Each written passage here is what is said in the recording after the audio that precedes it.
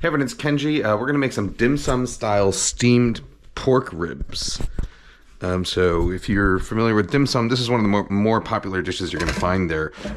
So we're starting with these pork little riblets, pork spare ribs. You get them at the Chinese market. The butchers will cut them up for you like that with the bone and all. You can also use, something like baby back ribs that you get a butcher, or if you have a big heavy cleaver, cut them yourself. And this also does work with like something like a country style spare rib, which doesn't have any bones in it. It's a little bit of a different eating experience because part of the appeal of this dish is that it has an array of textures, so there's the sort of tender meat, but there's also those sort of like little cartilage bits, and it's a little slippery and all the nice stuff by the bones.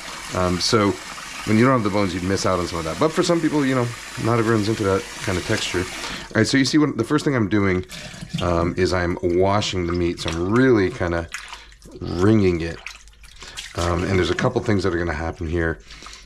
Part of it is that we're kind of manually tenderizing the meat. You can imagine it's almost like pre-chewing it in a way. And then we're also kind of loosening up some of the muscle fibers so that they're going to absorb more of the marinade. And in this particular dish, we're going to be brining these spare ribs in a solution with salt and baking soda. And that alkaline, so the salt is going to help it retain more moisture as it steams, and then that alkaline solution is actually going to tenderize it as well. So that's sort of the secret to getting ribs. And normally, if you do them sort of like the American barbecue way, they take a few hours, low and slow, dry heat on a smoker to get tender. So here, we're only going to be steaming them for like 10 or 15 minutes. So a lot of the tenderizing work is actually done before you even get them into the steamer. So both by washing them like this and coating them with baking soda. So you see, excuse me, this is going to take probably 4 to 5 changes of water. I want to do this basically until that water mostly runs clear. One more should do it.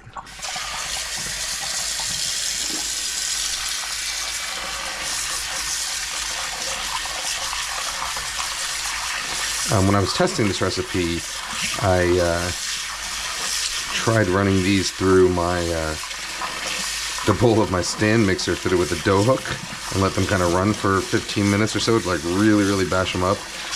And they do get extraordinarily tender, but they also get really kind of messy.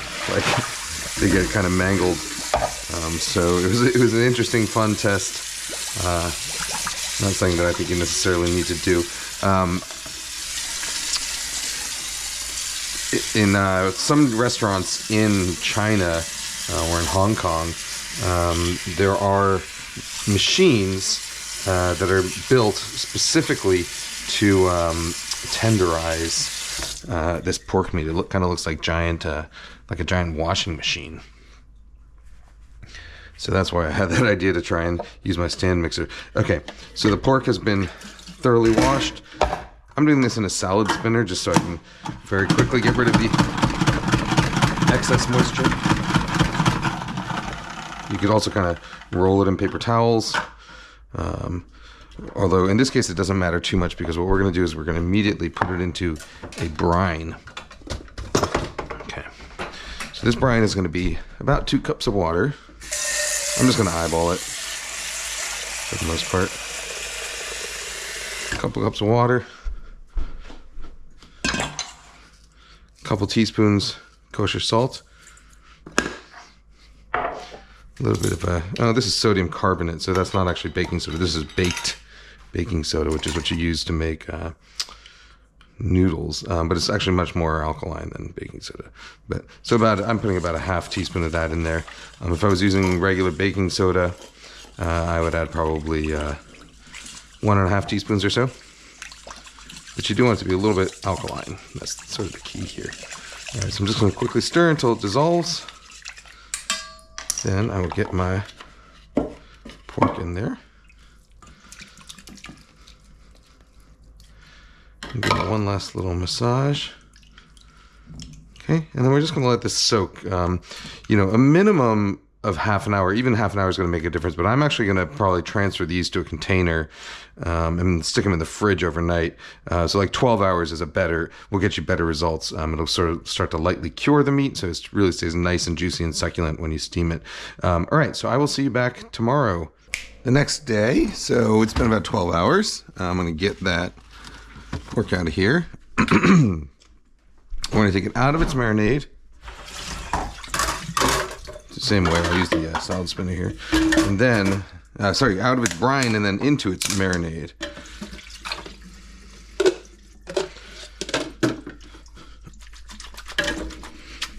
It's the same idea. I'm using the salad spinner. You can do this by spreading them out on a roll of, a tray lined with paper towels. And then kind of rolling them up and then pressing a little bit, and you'll get rid of most of the excess moisture that way also.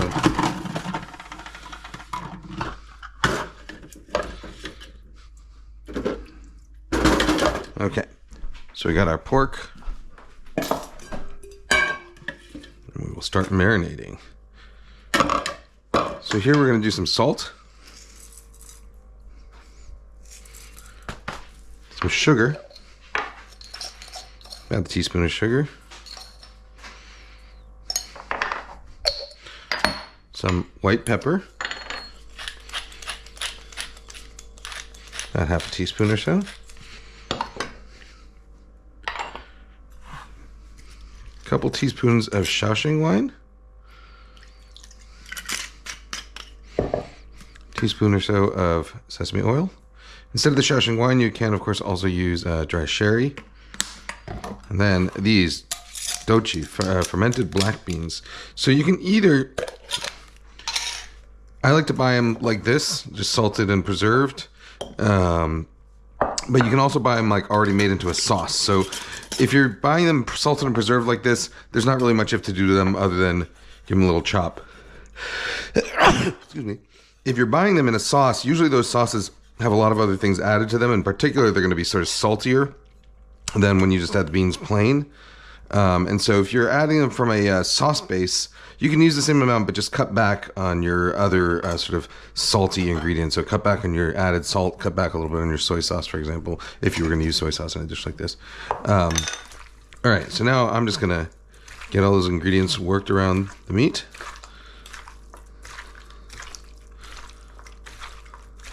And then I'll set this aside.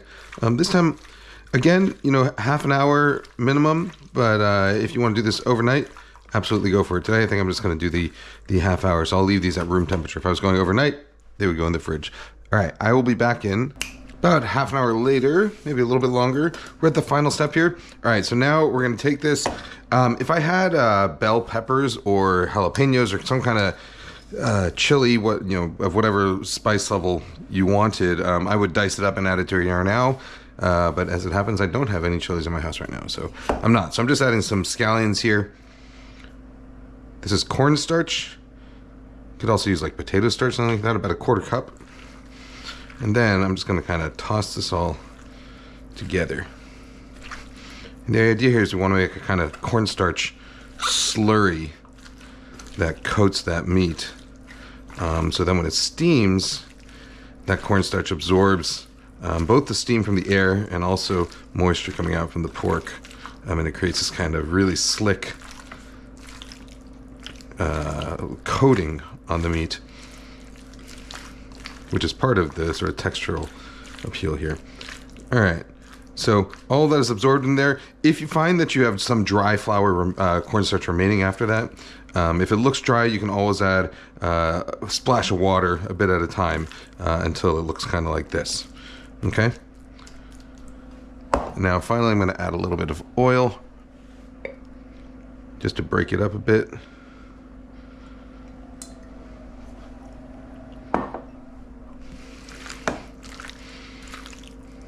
Give it one final toss so that the oil separates the pieces.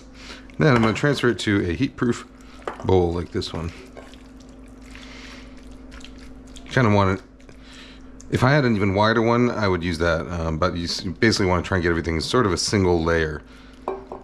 This is pretty good, size-wise. All All right, and then over here I've got my bamboo steamer over a wok. There's water in the bottom of the wok. I have this bamboo steamer on top. I'm gonna put my ribs right on top. You can use any kind of steamer setup you want. I find bamboo steamer is the easiest. All right, I'm gonna wash up, and we'll be back when those are done, which is a minimum of 15 minutes, but you can actually leave the ribs in there for up to 45 or so. But I will see you in about a half hour or so. So the ribs are done. I turned the heat down to low after about 15 minutes. And if you can do that, you can kind of hold them for up to another, half hour or so after that, and they'll still taste fine. I also just, at the very end, for the last 10 minutes or so, threw in some of these snow pea greens that I had in the fridge, because I thought they would do nicely here. All right, so now I'm just going to give it a little stir to break up the rib pieces. See, it's nice and juicy in there.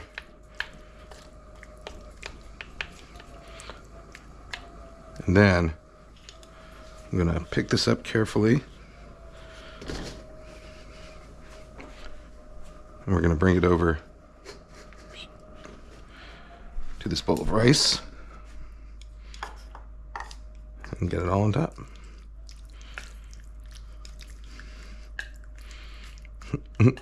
Could do with a slightly bigger bowl of rice, I guess, but it's all right. This will be we'll have some more rice on the side. Let's grab those.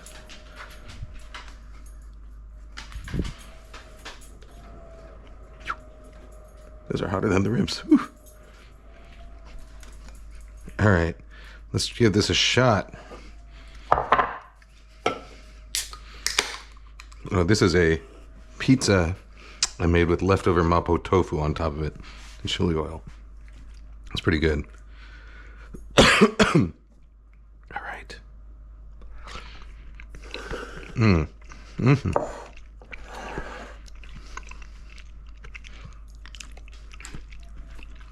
Yeah, they have that like nice, slick, tender, chewy.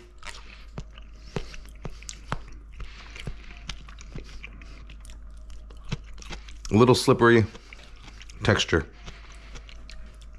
I love it. Mm-hmm.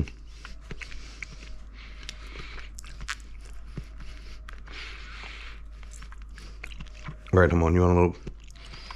This guy looks boneless. Sit. There you go. Oop, good boy. All right. Dim sum style, steamed spare ribs. I'll link to the recipe below. Guys, gals, non-binary pals, I'll see you next time. Bye-bye.